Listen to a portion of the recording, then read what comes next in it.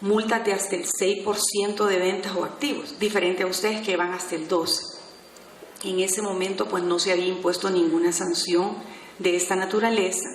La máxima que se ha puesto es del 3%, pero puede haber alguna que por la incidencia, por la cantidad, ahí se valora también los efectos de la práctica anticompetitiva.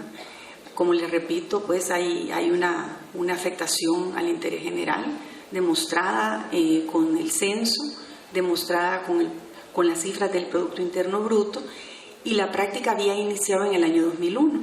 Más sin embargo, como la ley de competencia entró en vigencia en el año 2006, el cálculo de la multa fue del 2006 al 2008, donde se estableció.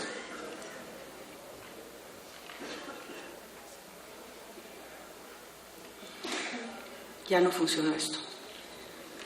Bueno, luego de acá los agentes económicos se fueron a la revisión. La autoridad de competencia confirmó la decisión en noviembre del año 2008. Inmediatamente después, una semana más tarde, se fueron a la Sala de lo Contencioso Administrativo de la Corte Suprema, alegando violación al debido proceso. La Sala de lo Contencioso Administrativo, en el año 2009, aproximadamente en abril, decretó la medida cautelar, suspendiendo el pago de la multa y la orden de cese de la práctica anticompetitiva. Por su parte, la Fiscalía, entre noviembre de 2008 y abril 2009, no hizo ninguna acción para cobrar la multa. No obstante, pues en mi país, igual que a ustedes, hay una situación bastante complicada con el presupuesto, y en El Salvador, en la sede administrativa, una vez se confirma la resolución, ya queda solo para ejecutar la sanción, en este caso el pago de la multa. El fiscal no quiso hacer absolutamente nada, y la sala resolvió en el año 2009, en abril, estuvo estacionada ahí hasta el año pasado, en diciembre, que la Sala de lo Contencioso Administrativo decidió declarar ilegal el acto, no porque la superintendencia no hubiese cumplido con los elementos de la solicitud, sino que a juicio de ella, el juez, en su autorización, no dijo cuál era el objeto del allanamiento. No obstante, él se refirió a la solicitud. En uno de los casos, porque él no hizo cuestionamiento a los dos jueces, solo a uno.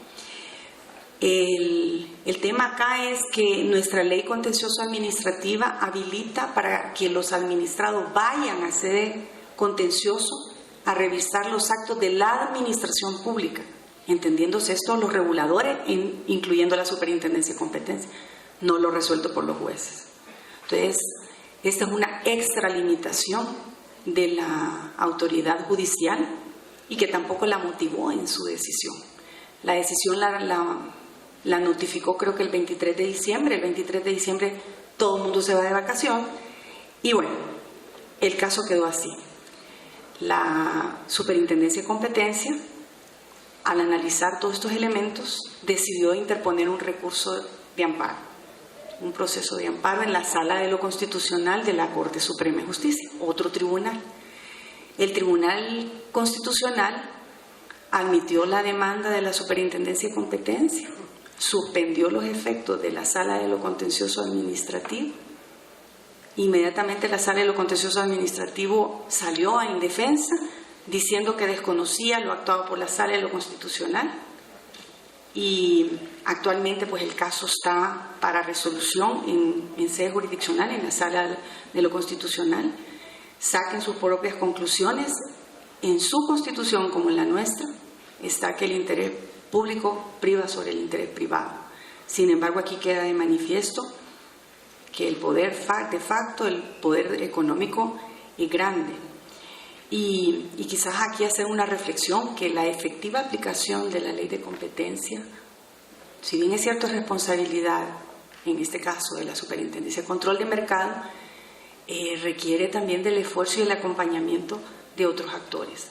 Este evento con la academia creo que es algo importante y algo que se debe de cultivar. las decisiones. Yo creo que la autoridad de competencia va a hacer estudios de mercado que va a dar a conocer, maravilloso, ahí va a encontrar barreras a la entrada, de cómo mejorar el funcionamiento de los mercados, pero la mejor forma de promover competencia es dando a conocer los casos, porque a las autoridades de competencia se nos exige transparencia, se nos exige que motivemos nuestras decisiones y que las demos a conocer. Estamos sujetas a unas auditorías.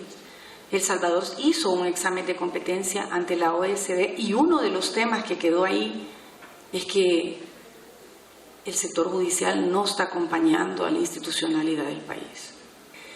En la Ley General de Electricidad, digamos que quedó que cuando ya se hiciese la ley de competencia y la autoridad, esta facultad le iba a pasar a la autoridad de competencia. En la Ley de Telecomunicaciones no quedó tan claro y hubo que derogar disposiciones. Sin embargo, cuando ya entra la autoridad de competencia y les empieza como a cuestionar algunos elementos que están hundidos en la regulación misma y que pueden mejorar el desempeño de los mercados, que no son del todo atribuibles a los agentes económicos, sino que al regulador, o que las facultades de los reguladores sectoriales son bien pobres, porque tiene mejores facultades a veces la autoridad de competencia para pedir información que el mismo regulador, de quien depende realmente el seguimiento de la obligación de los mercados de ser transparentes. El sector financiero realmente creo que fue un sector bastante complicado. El regulador financiero del país estaba bastante molesto con la entrada en vigencia de la ley porque sentía que había una invasión de funciones. El regulador también, digamos, de aeropuertos y de puertos. Las concesiones, hoy por hoy en El Salvador, la autoridad de competencia tiene la posibilidad de dar opinión cuando en las mismas hay una limitación significativa a la competencia. Y es que creo que hay que entender que las concesiones son de largo plazo y finalmente los que quedan cautivos son nuevamente los consumidores y la competitividad de un país.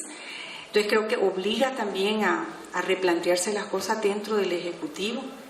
No menos importante es el trabajo de la Defensoría del Consumidor. Si la Defensoría del Consumidor es muy débil en su país, deben de ocuparse para fortalecerla, porque es la otra cara de la moneda. Recuerden que en el mercado estamos los tomadores de un lado diciendo, bueno, esta es mi demanda, yo quiero leche, quiero cola, quiero pan. Ok, me dieron una cosa que estaba arruinada, debe de haber una autoridad que me resuelva, que me resarzan los daños inmediatamente. Pero también está del lado de la oferta, que es la autoridad de competencia. Entonces, estas dos caras deben de articularse. Como no tengan facultades suficientes, va a patojear una por la otra, porque el seguimiento de los mercados es importante que lo haga el regulador, que es el que conoce. Y por otro lado, el defensor del pueblo debe de acompañar a la autoridad de competencia en estos casos, como les decía, en sede jurisdiccional y que represente los derechos de los consumidores, por Dios, porque al final, bueno, usted representa los derechos del mercado o del consumidor, de ambos. Vimos que el objeto de la ley es beneficiar la eficiencia, porque hay una obligación, al igual que ustedes, de una buena utilización de los recursos naturales.